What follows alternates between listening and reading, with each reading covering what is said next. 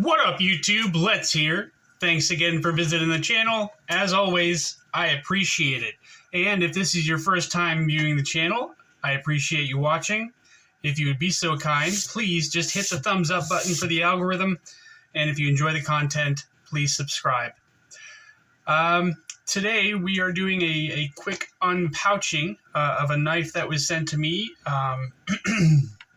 by a gentleman that I met on Instagram, and I also know him through YouTube. This is from SatuDave. On Instagram, please follow SatuDave, SATUDAVE. And on YouTube, please subscribe to SatuDave. You can see the two different spellings there.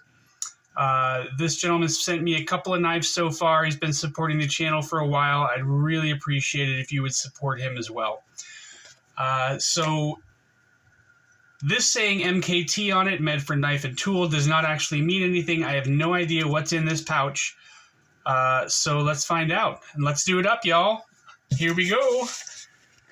Very, very exciting. He always has really cool knives. Let's see what we've got. Oh, my God. Wow, that is absolutely gigantic. My God. So for those of you that don't know, this is the SATU, S-A-T-U, SatuDave. Wow. Oh, GRAYMAN USA, CPM 20 CV blade.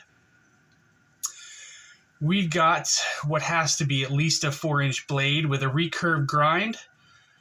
Looks like we have a flat grind from about halfway up the blade down to the bevel. And we've got a flat that carries out to about 75–80% the length of the blade. We've got a small swedge here that starts about halfway down the blade and continues down to the tip. Some thumb studs. These are not external stops. They're gigantic thumb studs. My goodness, this thing is just huge. I love it. Oh my God, look at that thing. I have to know. Is it even showing up on in the camera? Yeah, it shows up just fine on the camera. Oh man. So we've got some very aggressive jimping here up towards the end of the blade here, and on the handle scales, just a gigantic stop pin. I don't know if you can see that there. Not sure if my camera's focusing properly, but yeah, there's a gigantic stop pin there and just two slabs of titanium. This one over here appears to be stonewash with just a little bit of milling on the scallop here for your thumb. It looks like pretty sizable hardware. I'm going to say the pivot and the body screws look like T15s to me. And on the other side, it looks like you've just got some Phillips heads for the titanium stamped pocket clip, which got quite a bit of retention there. And you do have a lanyard hole on the lock side, but it looks like Dave does a lot of modding and makes a lot of scales for knives. And if memory serves, he deletes lanyard holes quite a bit. So he probably modified this knife, and that's why there's only a lanyard hole on the lock side here. You've got a moderately sized slab of titanium for a backspacer here.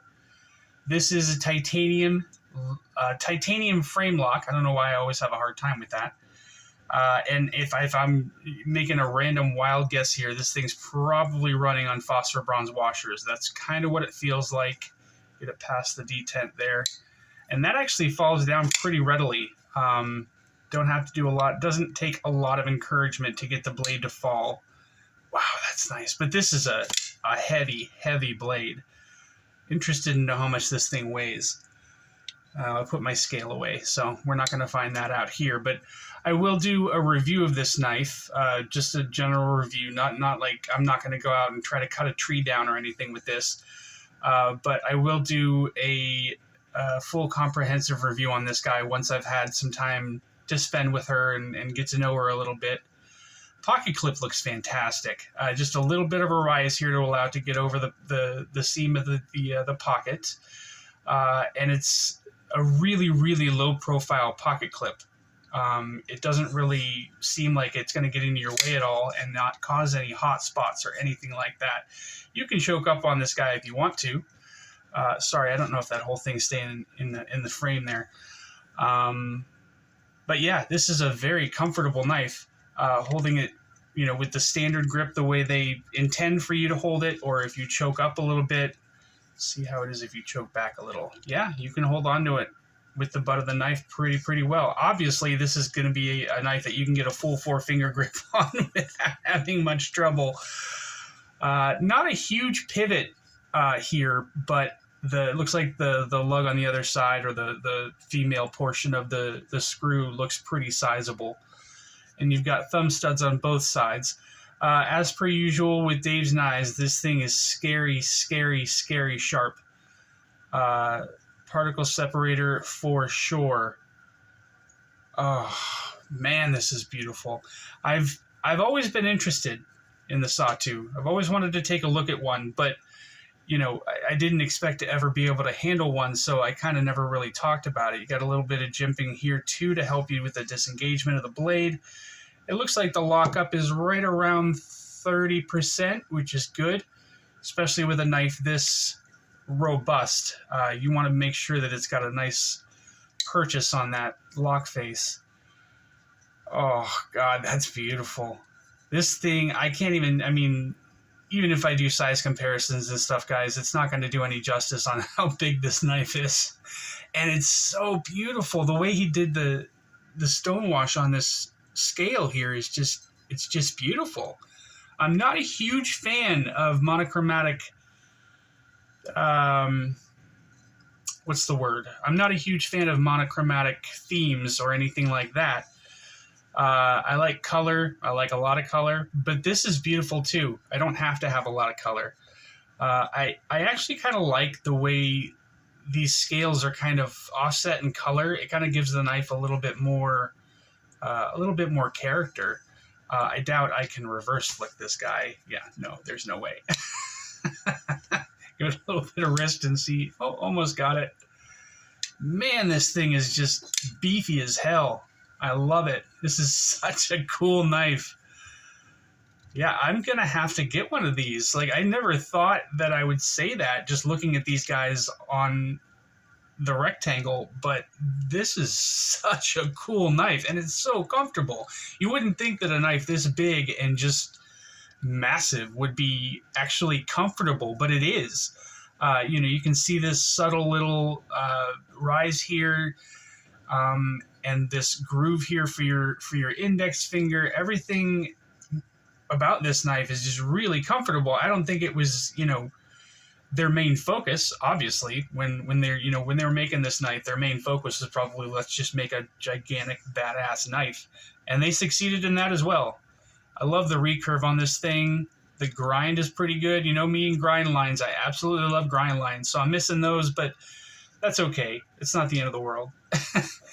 What a blade stock, too. I'm curious about that now. Let's find out what the blade stock is on this guy without cutting my finger off. Yeah, I'm surprised at how good that action is. Wow, that just, I mean, it's not false shut, but it's a hell of a lot better than you would expect with phosphor bronze washers.